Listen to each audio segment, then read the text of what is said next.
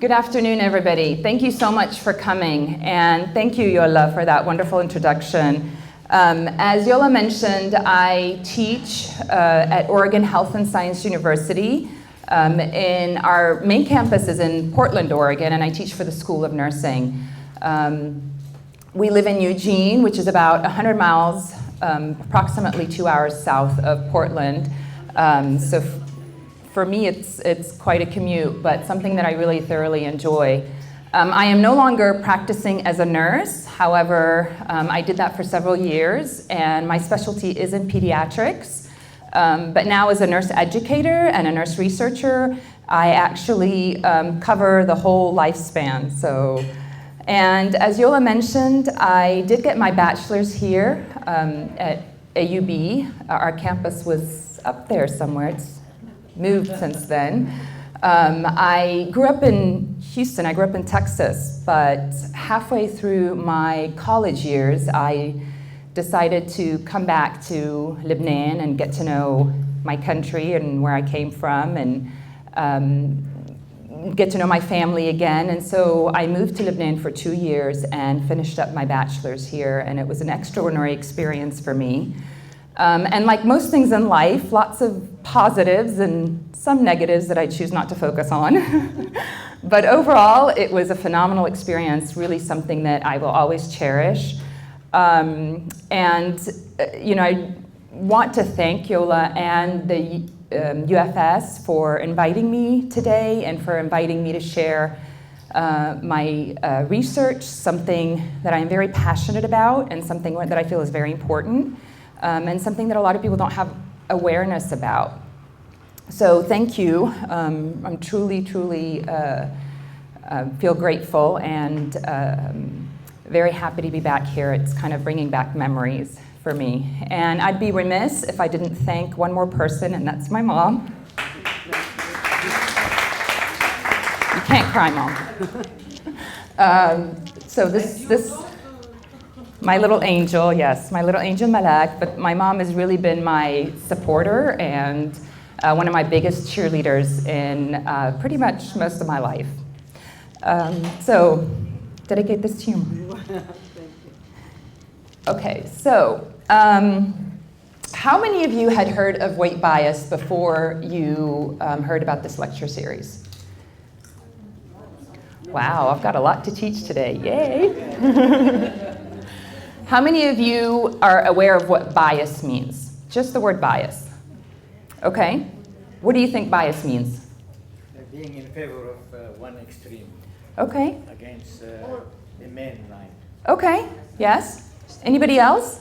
You can be involved in something, emotionally involved or related to, so you are biased towards that. Yeah, certainly. So it's kind of your own perception or your perspective into something because of your experience. Absolutely. Anybody else? Impartial. Impartial or partial? Partial. So the lack of bias is being impartial, but yes, it's your own personal view. So I'm going to start out by talking. So some of the scenes that you're seeing is our beautiful Oregon, which I always love to share with people because it truly is the most magical place. So what I'm going to do today is I'm going to talk about weight bias. I'm going to share with you where weight bias comes from and give you some examples so that you become familiar with it, so that you recognize it. I'm going to talk to you about the harmful effects of weight bias, and unfortunately there's a lot of harmful effects. And I'm also going to talk to you about body dissatisfaction and disordered eating, both of which are highly related, or what we say in research, correlated to weight bias. And this is some of the research that's actually come out of here from Lebanon. And then I'm going to talk to you about some strategies around body acceptance and mindful eating. So the idea of really approaching body dissatisfaction and disordered eating from a different perspective. So you did a pretty good job of defining bias, but essentially it's prejudice against or stereotyping of either a person or a group of people. And so if we think about where does bias come from, we're all born with this, what we call a perceptual lens. And it's actually very beneficial for us. Because what this perceptual lens does is it actually helps us take in only a few of the stimuli when we're actually exposed to hundreds and thousands of stimuli on a moment-to-moment basis. And so we're able to really take in just a few of those stimuli and make split decisions and act on those decisions. So that's something that's a human quality that we have that's actually quite phenomenal. And so what this does also is, or a lot of this sort of split decision happens in what we call our unconscious mind. You all have heard of an unconscious versus a conscious mind. So what happens in your conscious brain, you actually have to stop and think about it and act on it. That's your conscious brain. When it's something that you do in a split second without even thinking about it, that's happening in your unconscious brain. And Freud said that our unconscious brain is so much more powerful and so much faster than our conscious brain. It's so much faster than we can even think about. And so what happens is a lot of these thoughts and a lot of these actions that we take, they become really hardwired into our brains. And so we see certain things and we automatically make certain conclusions, certain decisions based on that. And where do we get this idea? How do we make these conclusions? Well, they come from our knowledge, they come from our experiences, they come from our society, our culture, things that are around us, how we've grown up. All of that, they really build our perception of what it is, of what these patterns are, and they become hardwired. And so it's very difficult to really start to step away from that. And so part of that, these hardwired patterns, and part of our way of thinking is to categorize things. So I'll give you a really good example. So when you see a bear or a lion or a tiger, what's your first response? Fear. So you've categorized these three animals into one category, which is like, don't want you near me, and it automatically triggers your flight or flight. That's okay, I'm used to students. Students do that all the time. So you automatically see that type of animal and you've automatically categorized it in your brain like, I need to get away from that thing. And that's actually a good thing. That's a protective factor. However, when it comes to people, categorizing people is a really outdated way of thinking. It really is. With our globalization and the interaction of all these different kinds of people, and the fact that we're all unique and different, it becomes really, really to our detriment to categorize people. And so what happens with weight bias is that we've been, whoops, I'm going the wrong way, aren't I? This way. So what happens with weight is we have been trained to think of a person who is fat, and I'm going to use the word fat, we're not going to be scared of it, the word fat or the word obese or the word overweight or the word higher weight, whatever you want to call it, it's fine. But we've really associated with higher weights with a certain stereotype. And what we've said is, if this person carries a lot of weight, it means they're lazy, it means they're ugly, it means they have unhealthy eating behaviors, and all the other things. It means they're sad, it means that they're depressed. I'm not coming up with these examples from my head, this is what the research has said. So essentially that's how people have described people who are overweight. And so this is based on assumptions. It's based either on experiences or really misperception. The one thing we've also categorized with higher weights with is unhealthy. And I'm going to tell you how actually that is a misconception. And we're going to talk about exactly what unhealthy is, why it's incorrect to categorize people as unhealthy when they're of a higher weight. So I'm going to share with you some of that research. All right, so most of us, when we think the person is of a higher weight or the person is obese, and we think of a cause, what are the first things that come to our mind? Eating. The person's overeating. They have poor dietary habits. What else do we think of? We don't exercise, right? How many people think this is true?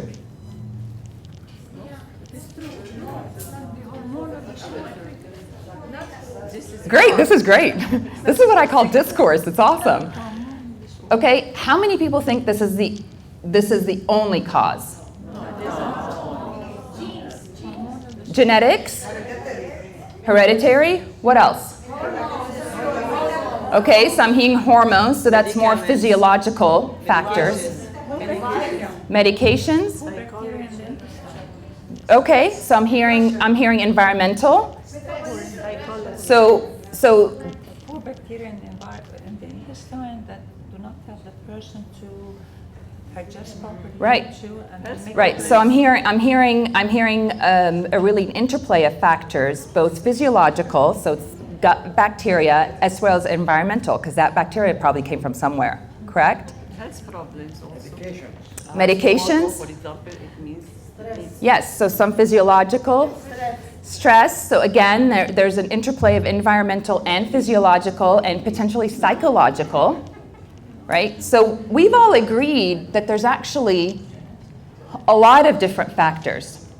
How about if I tell you that it's actually those factors, environmental, psychological, physiological, and genetic, are actually the factors that cause obesity, and that poor dietary habits and lack of exercise is actually a symptom of those other factors. Just gonna let that sit with you for just a minute. So again, that's a paradigm shift for us, because that's not what we've been told, right?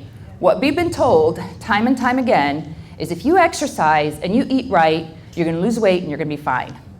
I'm telling you right now, it doesn't work. Not for 96% of people, it doesn't work. Because we're not addressing the other factors. What we're doing is we're treating the symptom, not the cause. And unless we address the cause, we're actually not going to make much impact. We're going to keep going into this cycle over and over and over again. So I'm going to give you some examples just to help this kind of cement. So we're going to start with genetic. So as far as genetics, I can tell you there's research, decades of research looking at genetic links to obesity. These are studies that were made in the 1970s. You can tell from these pictures. These are old studies, 60s and 70s. So we've known since then that there's a genetic link. So if you look at the top picture, those people up there, they're what's called monozygotic twins, which means they're identical twins, right? So these twins share the same genes. Even when they took those twins and they separated them, they were living in different environments, they still had essentially the same outcome when it came to the shape of their body, their weight, how they handled their environment. Okay, so let me explain something to you. I told her that she could come up on stage, but she's not quite. It's okay, Halabi. And so, however, the bottom picture are dizygotic twins, which means those are fraternal twins. And so these twins don't share the same genes. They share the same womb, the same Beit al-Rahim, but not the same genes.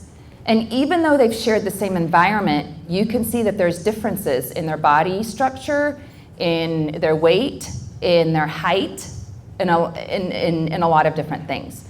So in some of this research, you can see that genetics plays a huge impact in terms of your body shape, your metabolism, your proteins, hormones, and lots of things that they've identified. And researchers have actually found that it's not just one gene that determines obesity, it's actually multiple.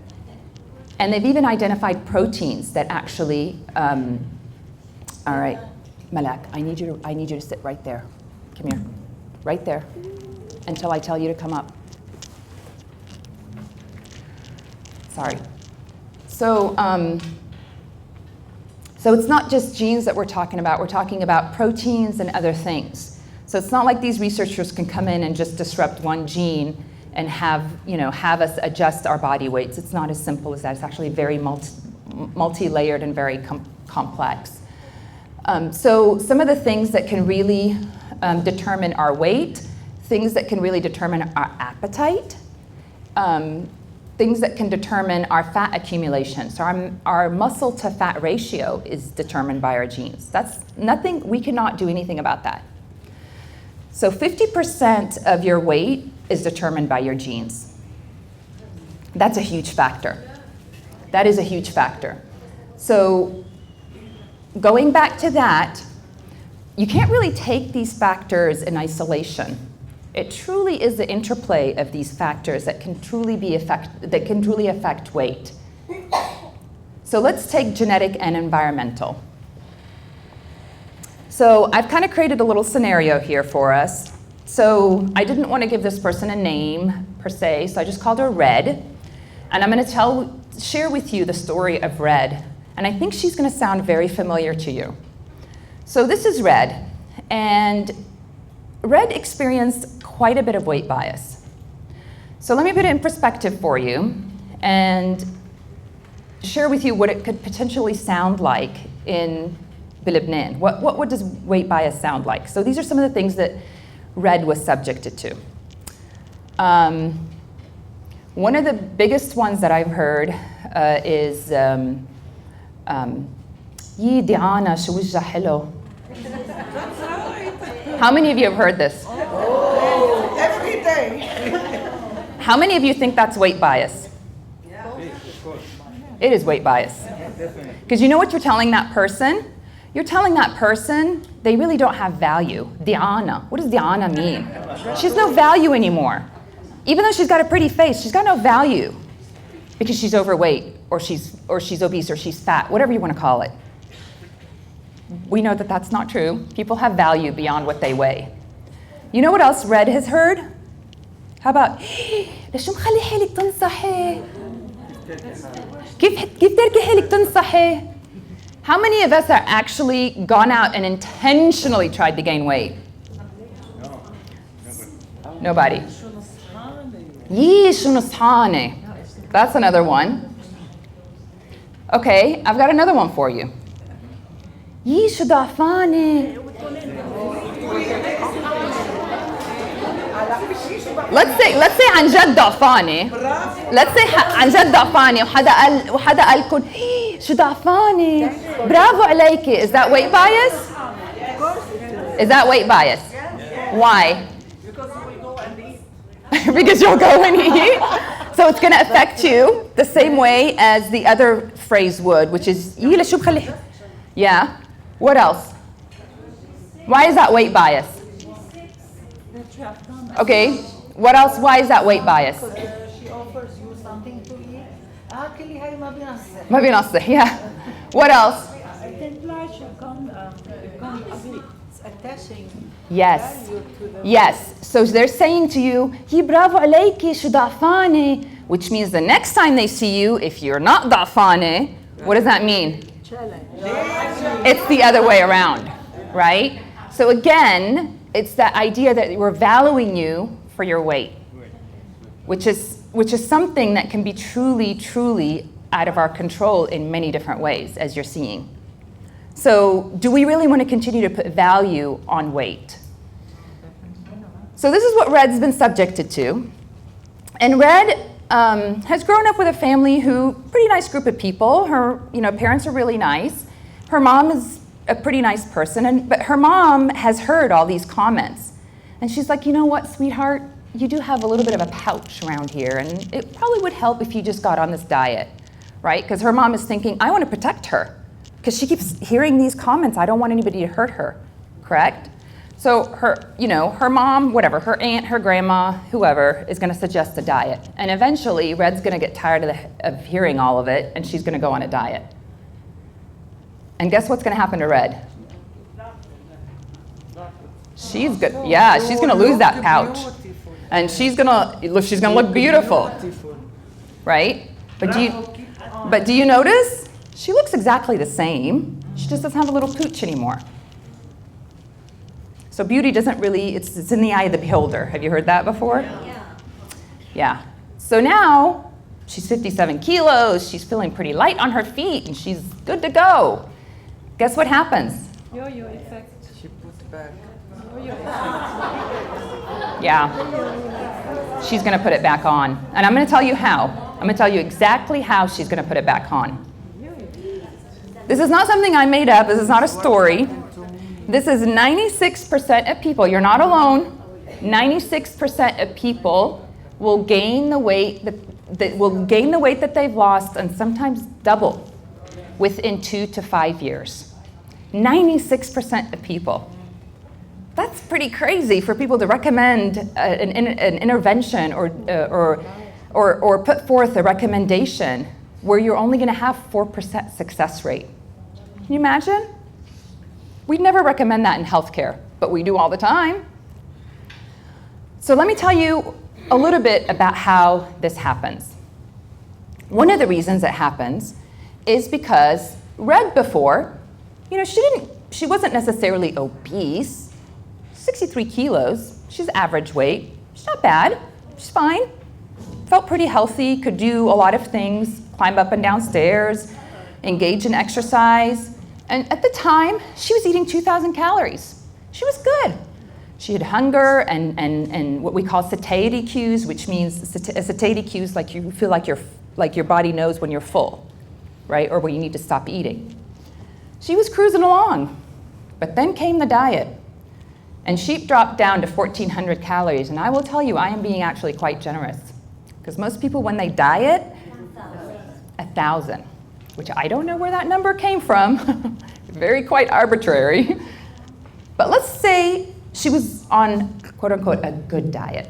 And so she's dropped to 1,400 calories. So you know what her body does? Her body's like, whoa, what you doing to me, Red?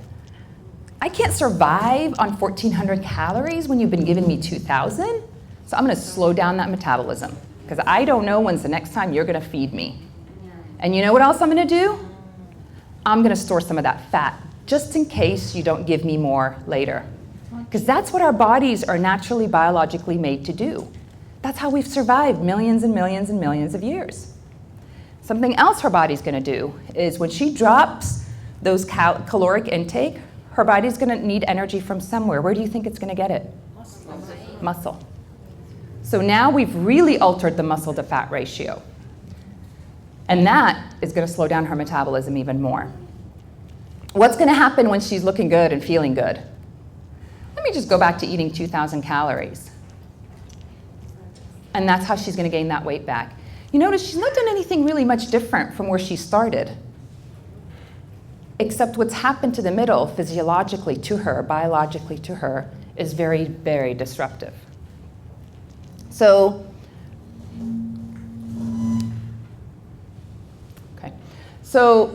I'm gonna just focus on 2 areas where it's really affected Red, her physiological and her psychological impacts, I guess you could say.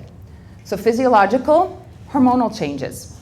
That happens automatically, especially in women, but sometimes men as well, when you've reduced your intake that much. Reduction of muscle mass, we talked about that, right? Your body needs something for energy. Lower metabolism, because your body doesn't know when the next time you're gonna feed it, so I might as well, slow down and stop burning off all those calories. Increase in fat stores. And is she gonna feel hungry? How many of us have felt hungry on a diet? Oh yeah, all of us feel hungry on a diet. Yes, and what happens when you feel hungry? Overeat.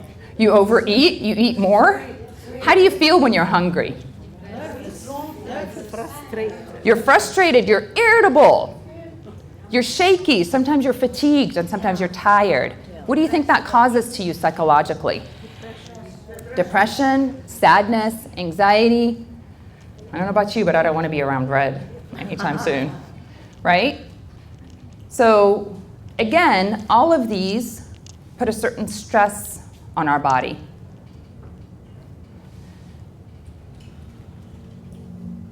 And so this slide essentially just goes through kind of the process that I've talked about with the yo-yo dieting.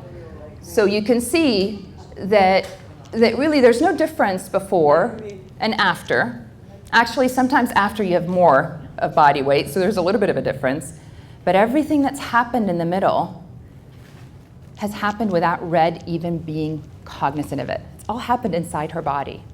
So the next time Red diets and she doesn't lose as much weight and she doesn't lose it as fast, she's like, what happened? But I lost it so fast last time. Well, it's because your metabolism has just been disrupted, right? You've got very little muscle mass left. So your body's not able to burn calories as fast. So years and years and years of this can really be detrimental to the body. In fact, there's research to show that people who are obese who have not yo-yo dieted are actually healthier than those that are obese that have yo-yo dieted. So the yo-yo dieting actually has detrimental cardiovascular effects on your heart. It has detrimental effects on your hormones and on multiple other organs. I want to bring in one other physiological condition, and I'm calling it physiological, even though I think definitely there's an interplay between physiological and environmental, and probably even genetic as well. What do you think one of the biggest contributors to weight gain is? One of the biggest contributors to weight gain. We talked about genetics. Yes, stress. How many of us, when we think about losing weight, think about reducing our stress? Yeah, I didn't think so. Oh, good. You're ahead of the game. You're ahead of the game. Oh, you've got a good nutritionist. Oh, you're a nutritionist? You're a really good nutritionist. How many times have you gone to the physician, to a doctor or provider, and you've told them I want to lose weight, or they've told you you have to lose weight, and the first thing they talk to you about is stress? How many? How many times do you go to them and they talk to you about your calories? Reducing your calories. How many of them tell you about exercise? Good, you should be exercising. But no stress. No. So we don't address one of the biggest factors of weight gain. How do you think that you can gain weight from stress? What does stress do? What does it release? Yeah, yes, you do overeat when you stress. That's called emotional overeating or emotional eating. You have, I'm sorry? Cravings. Stress releases a hormone, cortisol. What does cortisol do? It causes inflammation. What do you think obesity is? It's inflammatory in nature. Yes. So we're exposed to stress. Our body releases cortisol. Cortisol causes an inflammatory process and makes it so much easier for us to gain weight. We've just created this, environment that's very conducive to weight gain. So it's really important to think about that. One of the things that people just don't think about, and I'm gonna bring it up in terms of Lebanon specifically in just a minute. So I want to shift a little bit from origins and causes of obesity and talk a little bit about how does weight bias affect us.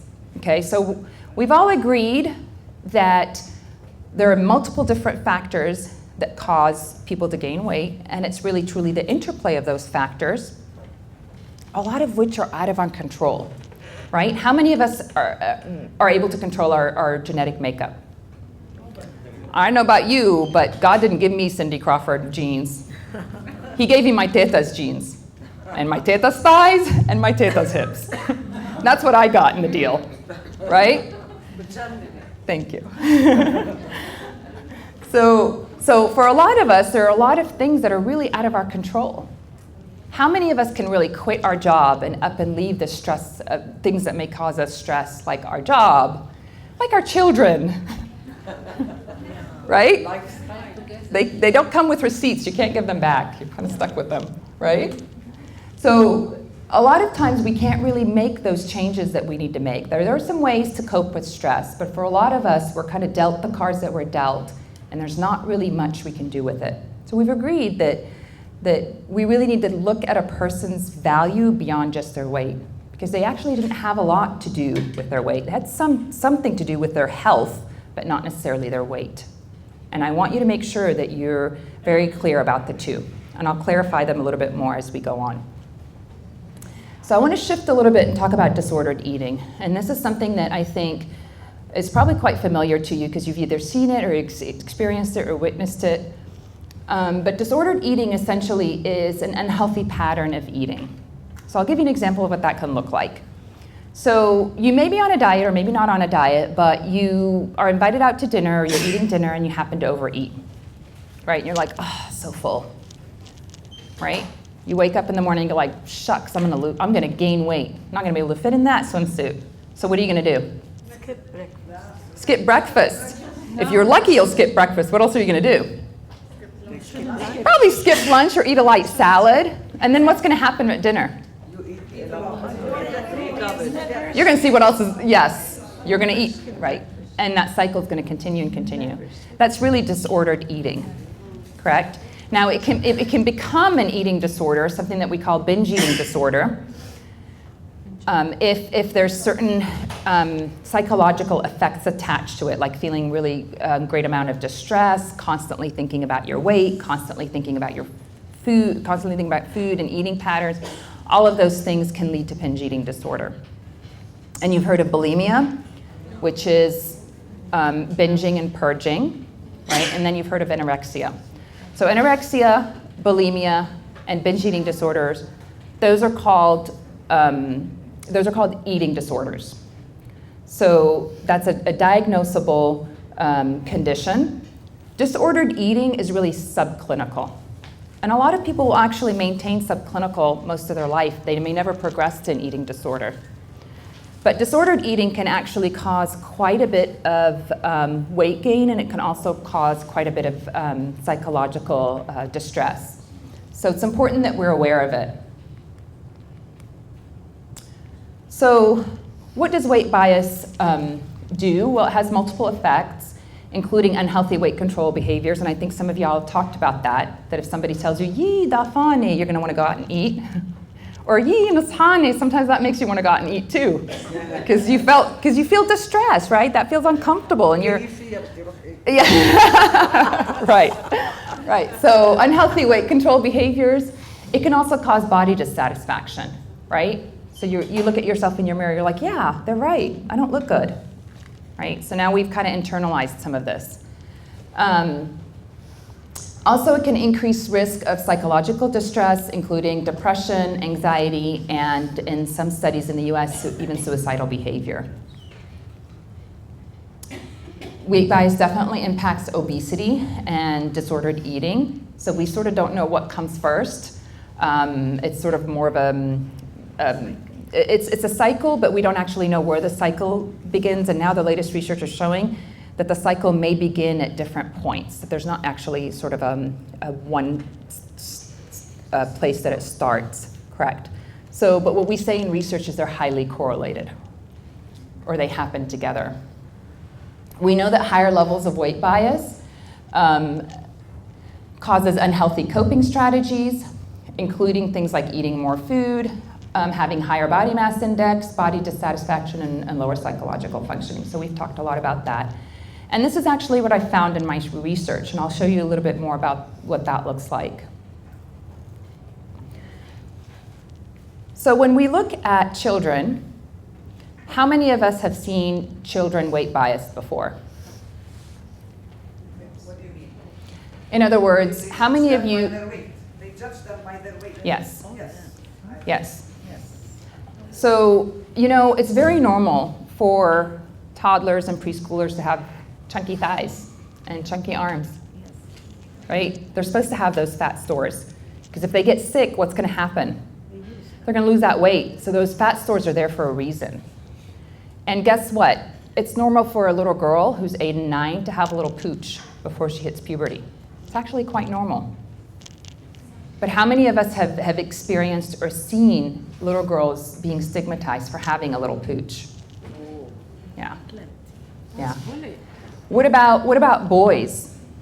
For a lot of boys, it's actually quite normal for them to carry some of that baby fat with them until after puberty. But yet they're stigmatized for it, right? They're biased. They experience that bias. And they experience it for multiple people. They experience it from their friends. Their friends make fun of them And in the US, they bully them. I haven't done any research here, although I'd love to do research on weight bias. There is no research on weight bias here, I'd like you to know, because I looked. And they're biased by educators, by their own teachers. Yeah, I mean, there's lots of research to show that teachers don't call on kids, on little fat kids. It's really sad. They get it from their parents, their families, and they get it from healthcare providers.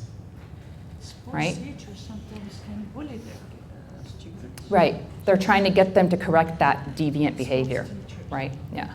So these kids are experiencing it, some of these kids are experiencing all day. At least in my research, and I looked at adolescents between the ages of 13 to 19, some of those kids said that they experienced it every day, all day, 9 to 10 times a day. Can you imagine what that's like for a child?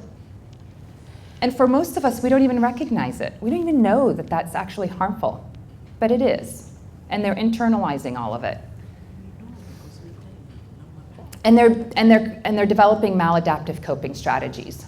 And what that looks like is using diet pills, using laxatives, skipping meals, and binging, which of course can increase weight gain. So if we think that bias is actually going to help people lose weight, it doesn't. I'm here to tell you it doesn't. I know you've heard healthcare providers say, no, I'm doing it for their own good, because I need them to lose weight. You're not helping them. Research has shown over and over again that weight bias does not treat obesity. So you're actually harming them. So if you see these little girls in this picture, what if I told you there's a higher chance that these girls in this picture are gonna diet before they reach the age of 10? They're more likely to diet than to become teachers. 81% chance that they will diet before they reach the age of 10. Can you imagine what that's doing to their growing bodies? And why are they dieting? They're afraid of being fat. Like there's something bad about being fat. There's nothing bad about being fat. It's just the value we've put on it. Correct? But actually, guess what the research says? Research says that 50% of people who are overweight, are y'all familiar with BMI or body mass index?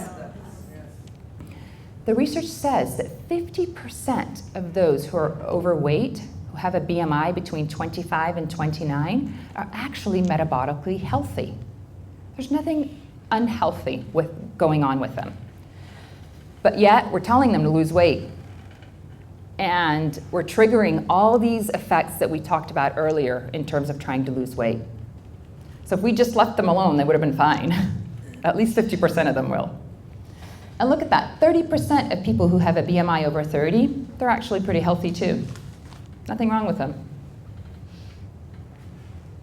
Nearly 25% of people with a BMI of 18 to 25, so these are considered average weight or normal weight, they're actually metabolically unhealthy. I don't see doctors knocking down their doors telling them they need to adjust their food intake. So again, do you see how we were making assumptions? So what we're saying is, if you have a little excess fat on you, that equals unhealthy. And if you're thin, it equals healthy. When actually, we don't know that. It's an assumption, it's a bias. We're hardwired, we've been raised to believe it, and now we believe it.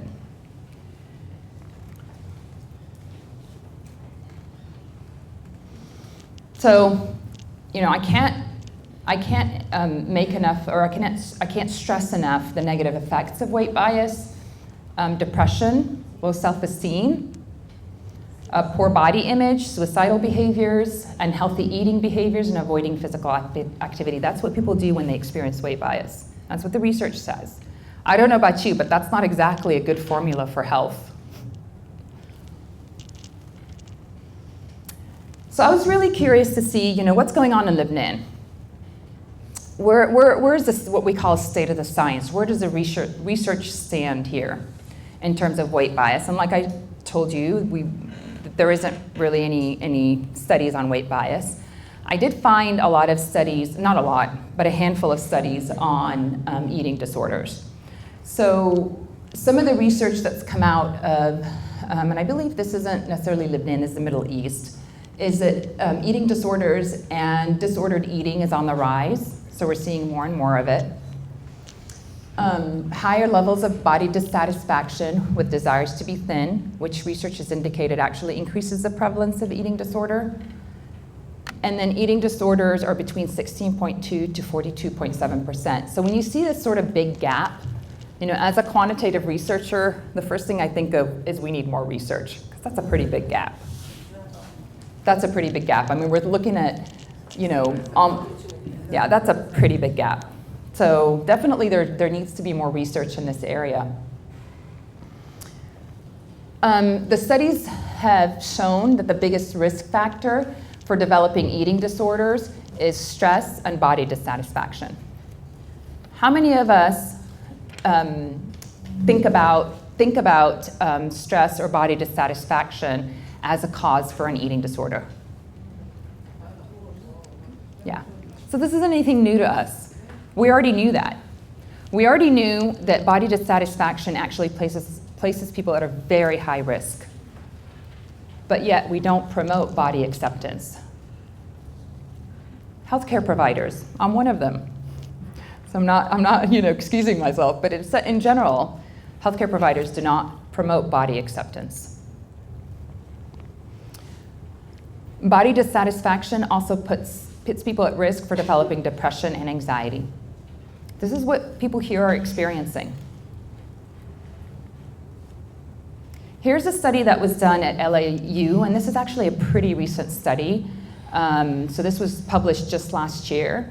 And it was really an interesting study because they were looking at the correlation between eating disorders and stress and body dissatisfaction, but they were also looking at the impact of religion on development of eating disorders.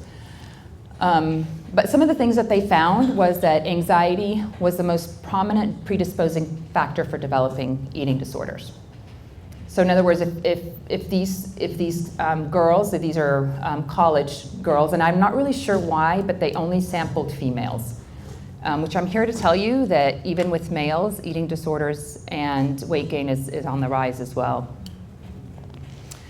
But this is what they found, that anxiety is really a key factor. How many of us go to the doctor and they treat our anxiety or ask us even about anxiety? Nobody. What about body dissatisfaction?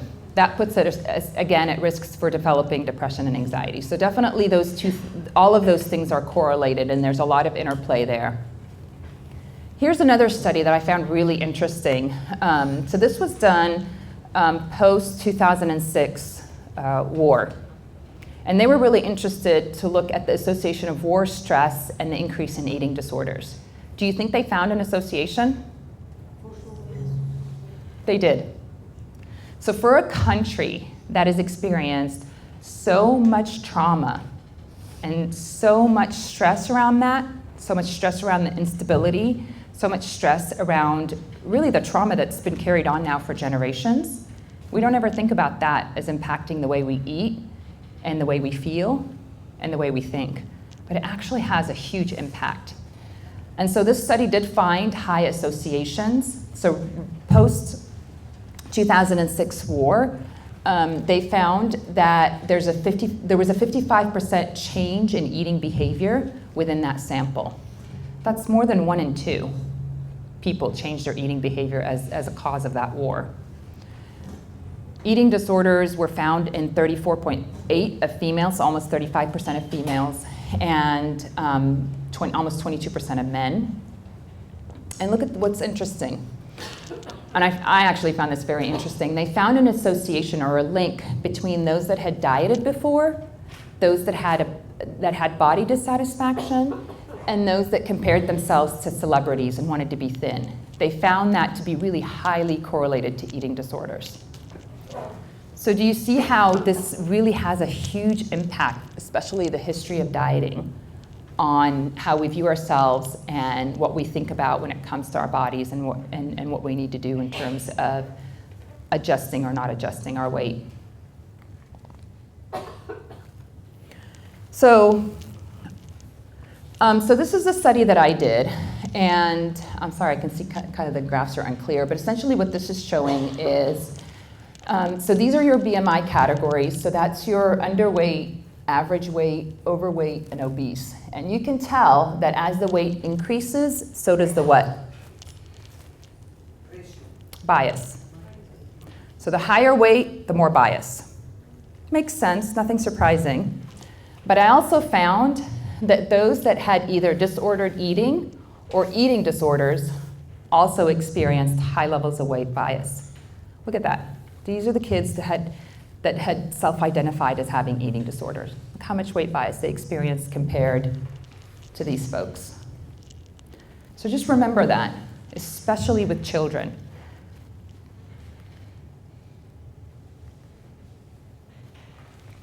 So what would it look like for us to accept our body? Just accept it. Just say, it's what God gave me.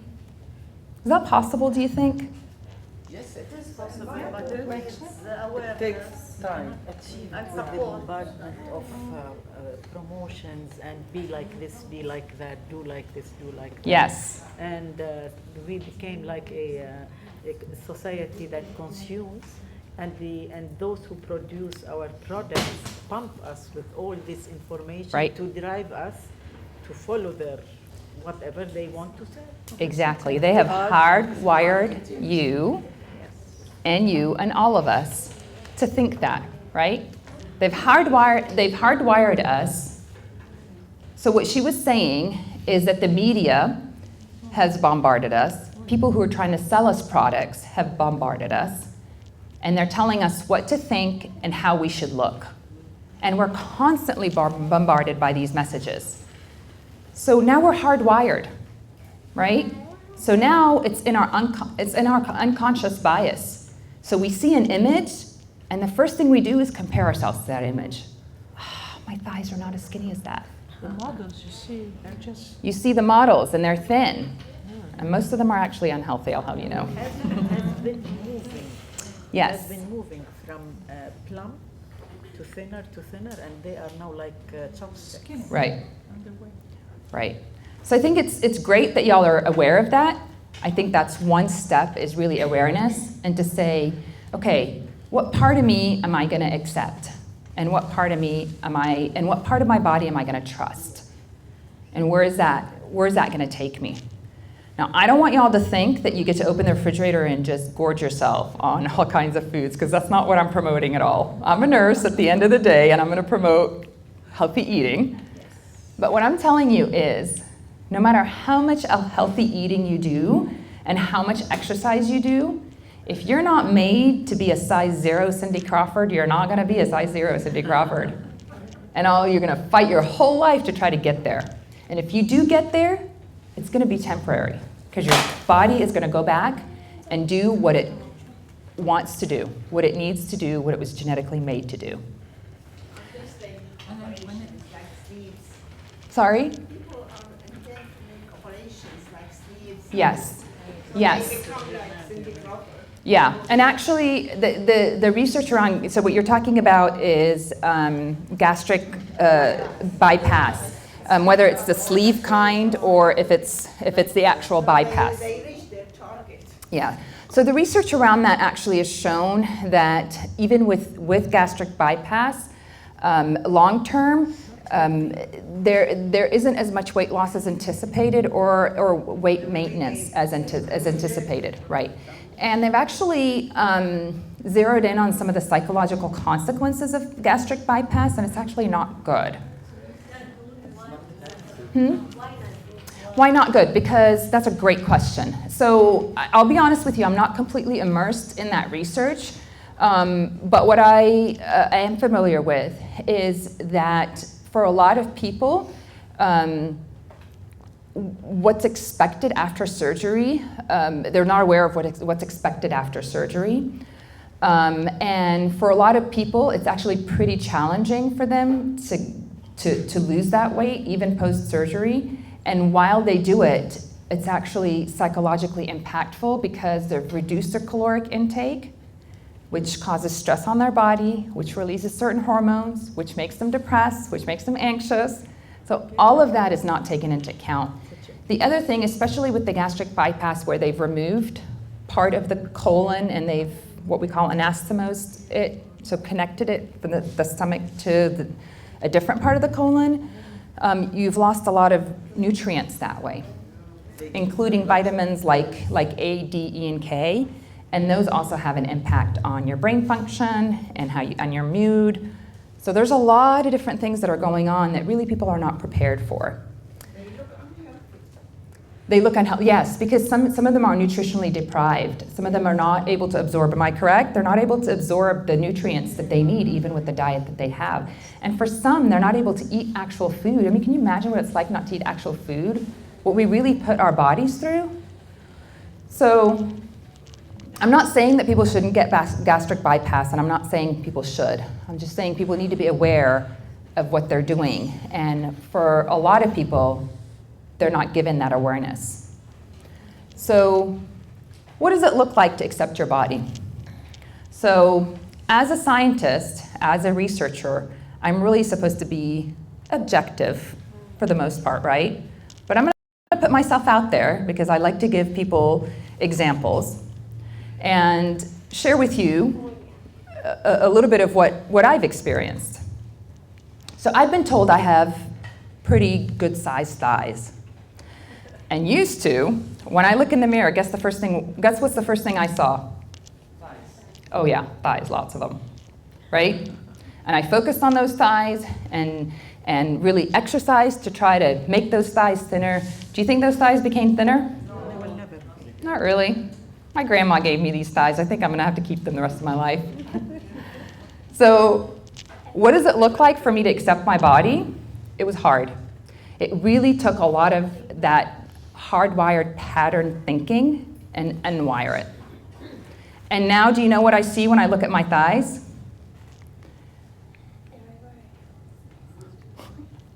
I get to see my little girl who sits on my thighs, and guess what? She doesn't mind the fat. She likes it. She's like, Mama's got padding. And it's great, and I like it. That's why she likes to sit on my lap a lot, even at the age of 5. And guess what else these thighs have done for me? These thighs, they've helped me complete several triathlons and races. So I don't know if you're familiar with triathlons. So a triathlon is where you do a swim, then you jump out of the water and jump on your bike and cycle, and then you get off your bike and you run. It's really crazy. But my sister, this is my sister Julie. My sister Julie and I had this idea that I wanted to do a triathlon. It was kind of on my bucket list. And Julie decided to join me in the craziness. And so we trained. And this was at our first triathlon.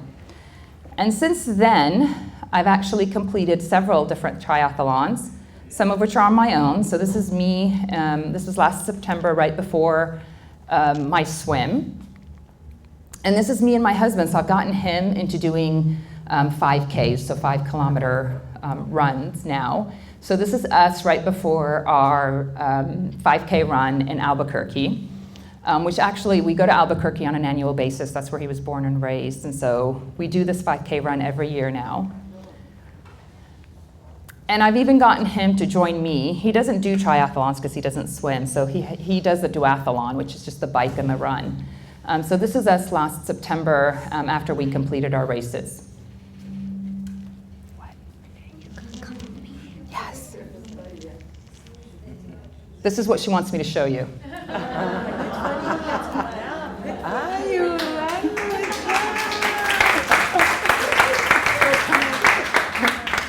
So this is our first triathlon that we completed. This was in Portland, and this is me and my sister crossing that finish line. And we actually got to grab any family member we wanted to help us cross that line. And so that was Malak for us. And so she helped us cross that line. So, for me, that's really what I focus on. I really focus on this idea of what it feels like and looks like for me to be healthy.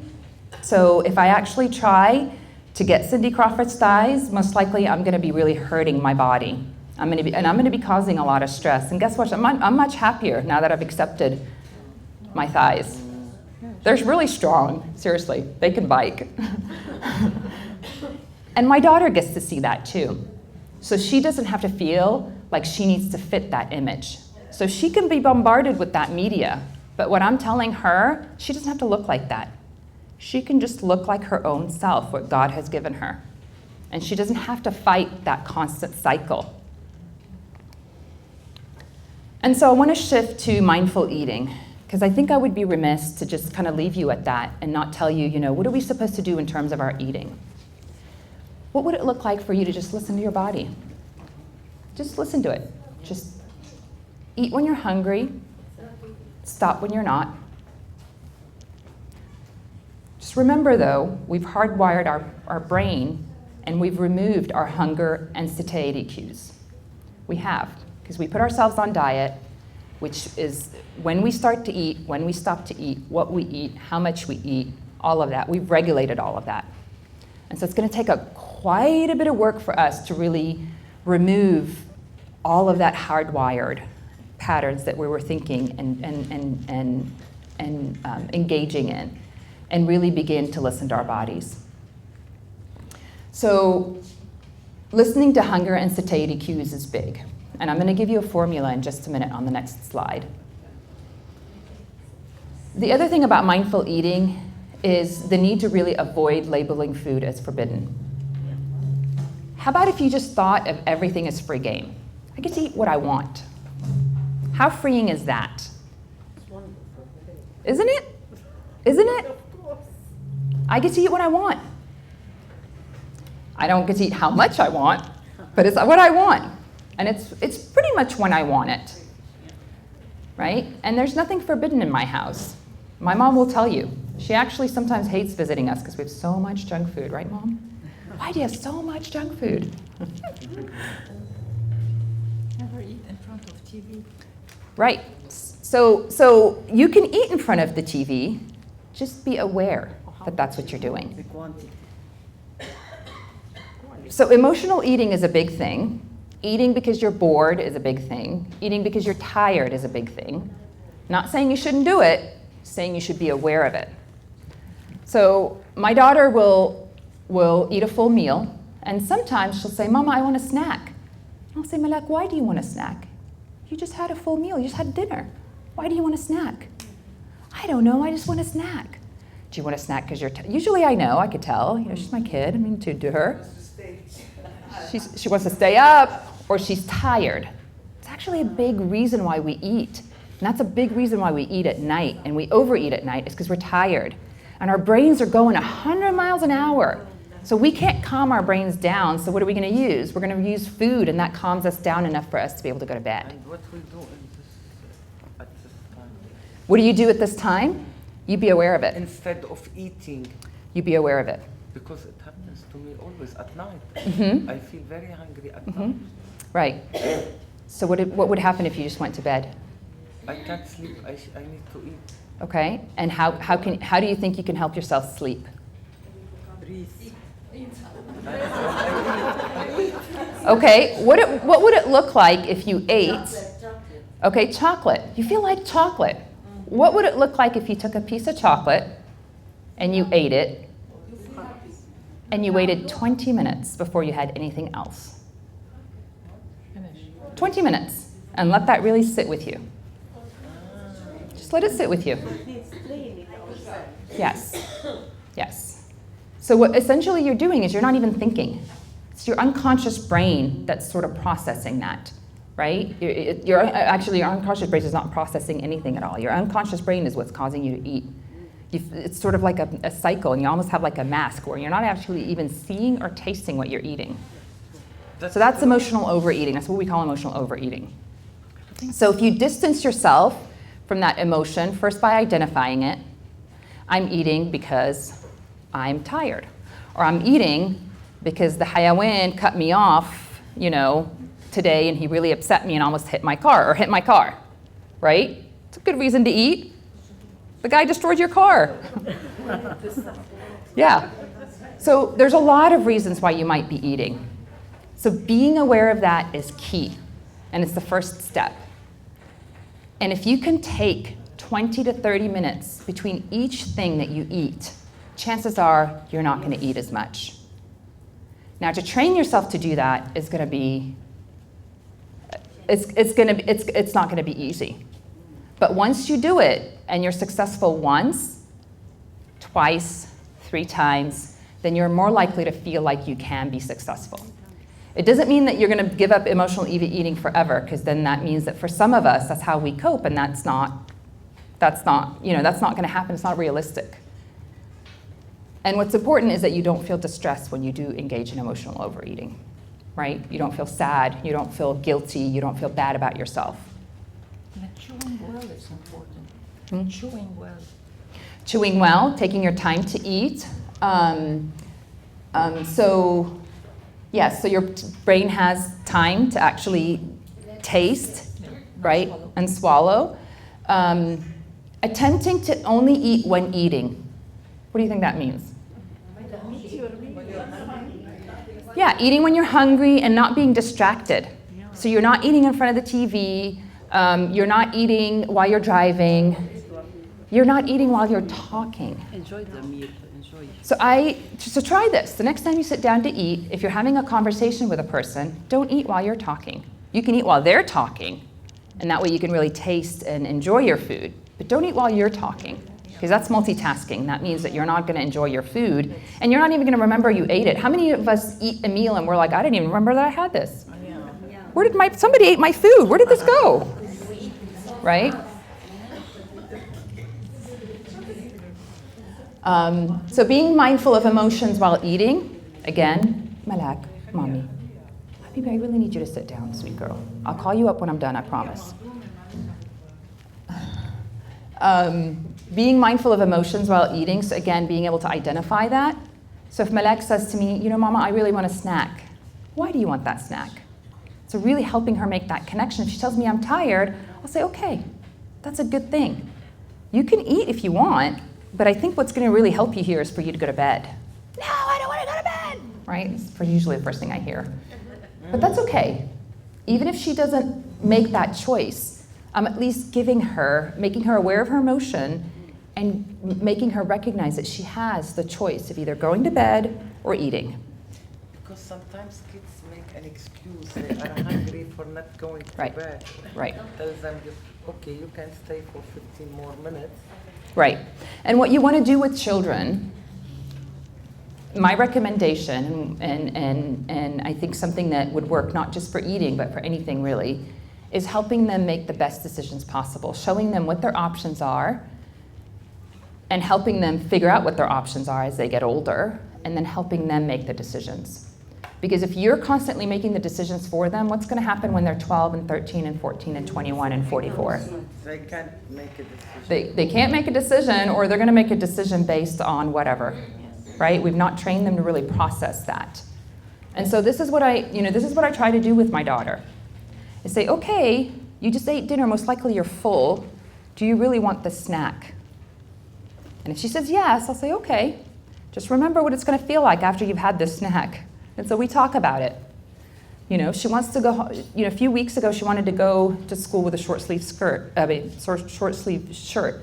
And it's still pretty cold in Oregon at this time of year. So I said, okay, Malak, you can go to school with a short sleeve shirt. That's fine. Just want you to remember what it feels like when you're playing outside. And then when you come back home, we're going to talk about it. And you know what she said to me when she came back home? Mama, I should have worn a long sleeve shirt. Yeah, I know. Mama knows. Right, Mom? Mom knows. Using the hunger and fullness scale is pretty big in mindful eating. And again, this takes a lot of training. Whoops, I'm going backwards. I do this often. And this is what the scale looks like. And again, I'm going to share these images with Yola, and so she can share them with you. But essentially, being able to really, truly connect with our body, to recognize where we are on this scale. And once we recognize, then we're able to figure out what we need to do. So when you mindfully eat, Usually the recommendation is to stop eating around 6 or 7. How many of us stop eating like around 9 or 10? Right? Right? So that's actually where we're going wrong. It's not what we're eating, it's how much we're eating. And I'm not saying you can go out there and have all the French fries in the world and gorge yourselves on chocolate cake, because that's not really going to fill your what you need nutritionally to be able to do what you need to do, to feel strong, to feel not fatigued, right? Because when we eat that unhealthy stuff, pretty much processed foods and fried foods, your body doesn't know what to do with that stuff. It just doesn't. We're not made to eat processed foods, and we're not made biologically to eat fried foods. You can have them every once in a while. It's not a big deal. Your body can manage. But if you have them on a regular basis, your body really doesn't know what to do with them. So just be mindful of that. So we have pizza at our house. We just have it once a month, maybe, if we're all working a lot and don't have time to cook, maybe twice a month. So we don't say no to junk food. We don't say no to fast food. We don't say no to all those things that we've looked at as forbidden foods. We actually eat them, but we eat them in moderation. And when we do eat them, a lot of times, we don't, I don't have to go for the full meal deal at McDonald's, right? We can make good choices. So it's about the choices that you make, and it's about really watching where you're at and being very connected to your body and saying, you know what? I don't need that dessert. I'm actually full. I'm going to wait a little bit. If in a couple of hours I feel like there's room, maybe I'll have a little piece.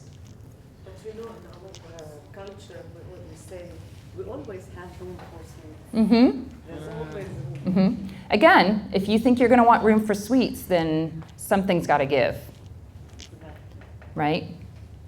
So, you have to figure out what works for you. So what's worked for me may not work for you. May not work for you, may not work for you. You just have to figure out what your body needs. And that's really the most critical part of it. What does your body need? What does it make you feel strong? What does it make you want to get up and go out and walk and exercise and do those things? Because if you don't have the energy, it means that you're putting something in your body that your body doesn't know what to do with. It's kind of shutting down on you. So really, the approach is, what are we going to do that's going to help our bodies, as opposed to, I want to lose weight so I can look like Cindy Crawford. So do you see how that paradigm shift is really going to change in terms of distress and anxiety and all of that? You no longer have a weight that you're trying to reach. You're really just trying to stay in tune with your body. There's a lot of research that's coming out on mindful eating. It's actually quite new.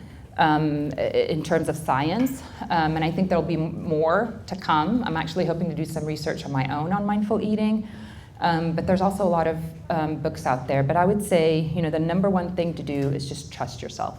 Trust your body, get in tune with it. It'll tell you what it needs. So, when my daughter doesn't feel like eating, I don't force her to eat. Just say, okay, the food's right here when you want it, when you're ready for it. Most of the time she'll come back and eat, but every once in a while she won't, and that's fine. That's fine. Her body's telling her she doesn't need it for whatever reason. Yeah. Oh, okay. I want to just leave you with 3 talking points. So avoid weight bias, and the way we do that is be kind to others, and more importantly, be kind to yourself. Body acceptance, so find something positive to say about yourself every day and repeat it over and over and over again. And mindful eating, which is really the key to long-term weight maintenance and potentially weight loss for some of us. And comfort with food, so really having a positive relationship with food. So I want you to remember that to make changes, any changes, but most especially changes in our bodies, is that it takes a lot of trial and error, right? How many of us walked the very first time we took our first step? Most people didn't. What did we do? Whoops. What did most of us do? Fall. How many times did we fall? Whoops. Oh man, this didn't turn out correct.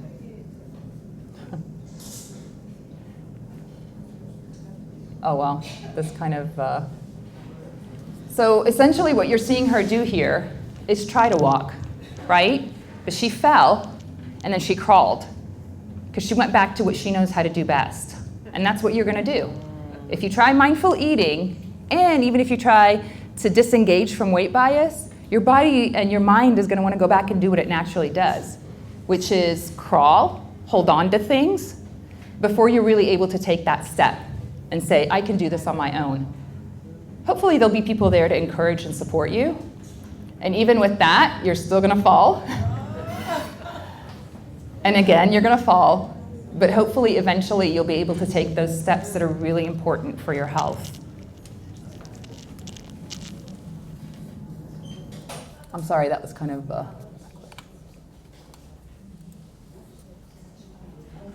Thank you.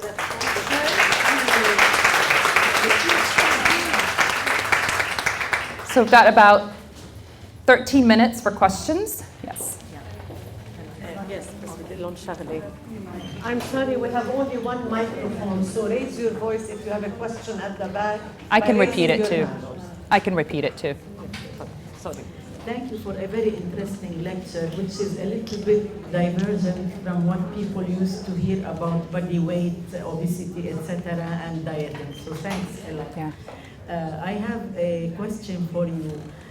Do you think the way we bring up our children from the beginning, because in the old good times, they used to feed the baby on demand. Yeah. Nowadays, they recommend that feed them on certain intervals, whether they want it or not. Yeah. This is one question for Yeah. you, I don't know.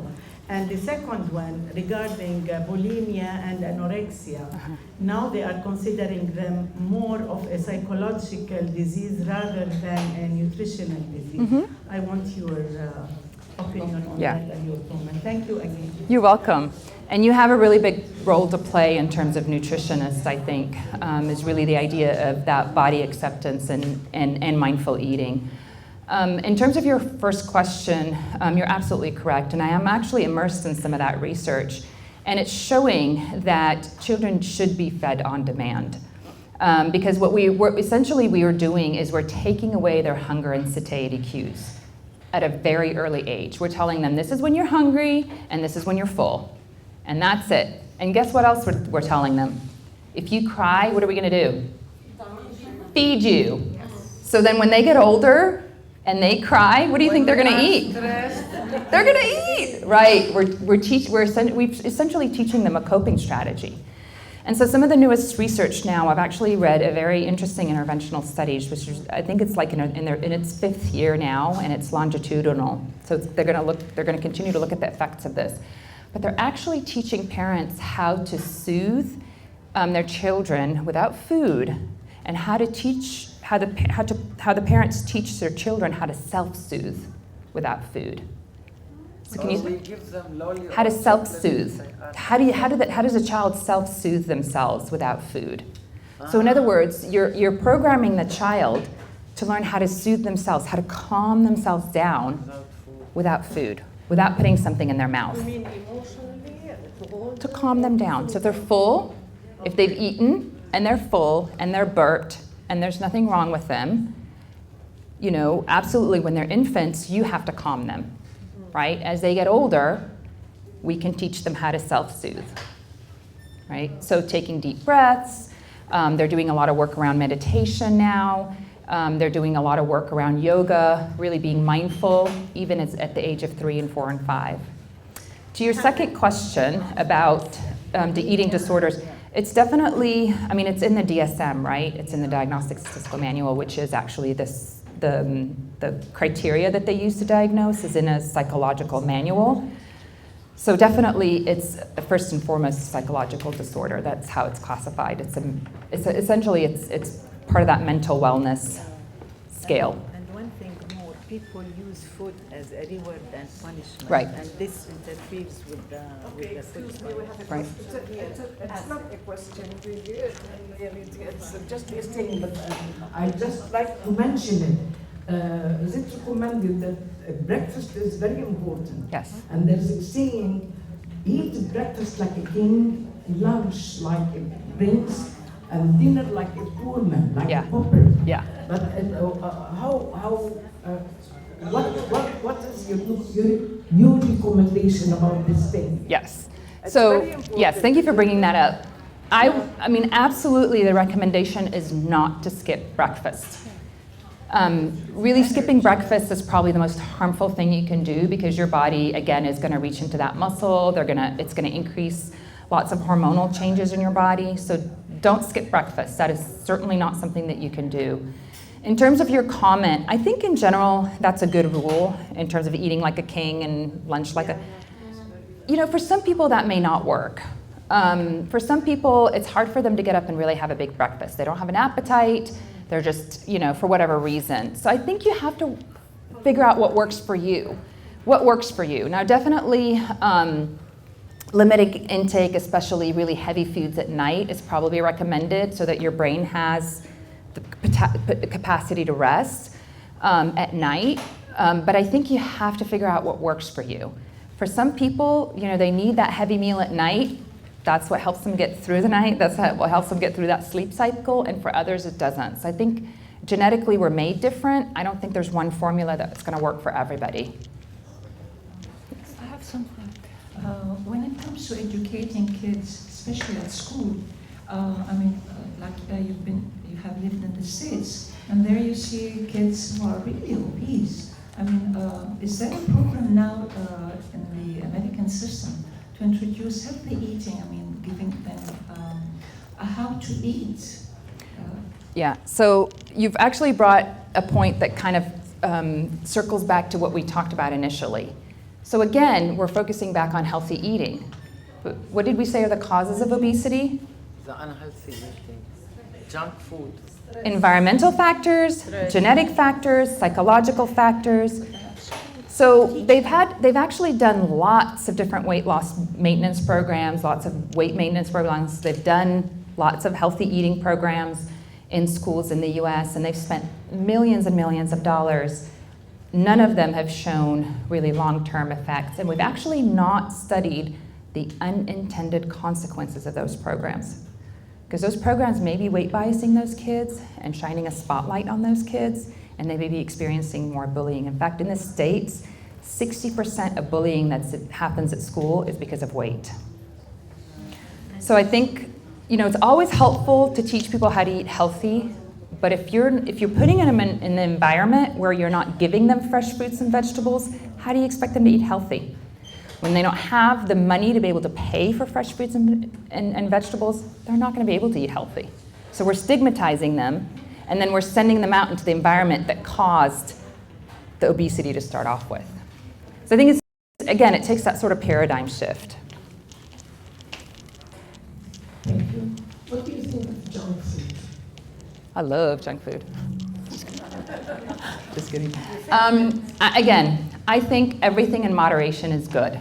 You know, my husband actually started Malak on something that I thought was really brilliant when she was 2.5 or 3, which is to teach her, Malak, this is nutritious and delicious. Like, this is an apple, and this is nutritious and delicious. This is a cookie. This is delicious, but it's not nutritious. And so we talk about, you know, when you eat things that are delicious and not nutritious, we're not going to have energy. It's going to make us tired when we wake up in the morning. We're not going to be able to run around the playground with our friends. We're not going to be able to win those races, because she likes to win. So really teaching them about making those connections are much more important than say, you can't have that junk food. Because if you tell them, you can't have that junk food, what are they going to do? Again, we're going back to the advertisements. Mm-hmm. With all the junk food and the advertisements that are made. Almost done, where almost done. Generations and nations are having their brainwashed regarding junk food. To consume it rather than refrain from it or consume it at irrational portions. Yeah, so you're hitting at my heart, because in my heart, I mean, I did my training as a primary care nurse practitioner, so that's public health, community health. So when you talk to a public health nurse, what I'm thinking is that if you want to intervene in terms of that, you have to do it at multiple different levels. The first level would be the kids, right, and their parents, and then everybody that they come in contact with, and then the actual community, and then the state, the national level, and then looking at policies. So that's how you have to address something like that. And policies would include those ads that are put on children's TVs, because that's exactly what they do. They're marketing to where they're going to get their biggest bang for their buck. So they're marketing to those kids. So again, if we can't intervene at the policy level, we're actually impacting change and saying to these companies, you can't advertise like this. You can't, because you're making it very difficult on these children. If we can't impact that, which it may be very hard to do for us to do individually, is really impact our own kids, our own community, our own grandkids, and really start to think about how are we going to educate them. Again, we have junk food in our house all the time. She sees it all the time. And I don't restrict her from it, but again, we talk about it. Do you really want to eat all of these cookies? And thinking about some of those choices. I was telling a family member the other day that one time she chose Spani churros over pizza. Granted, the pizza was 2 days old. She doesn't like to eat stale foods. But again, it doesn't mean that she's always going to want that pizza. It's that idea that we're making that connection. And again, we're not making that connection with how do you look. We're making that connection with how do you feel. Do you want to feel strong? Do you want to win races, or do you want to join races? Like Mama and Baba. That's the other thing, is you have to role model that behavior, right? You have to be able to engage in some of that as well. Okay. Yeah. Thank you very much. Thank you. It was really lovely. We really value your Thank presence you. with us. Thank you. We have to leave immediately because there's a class of test on. Yes.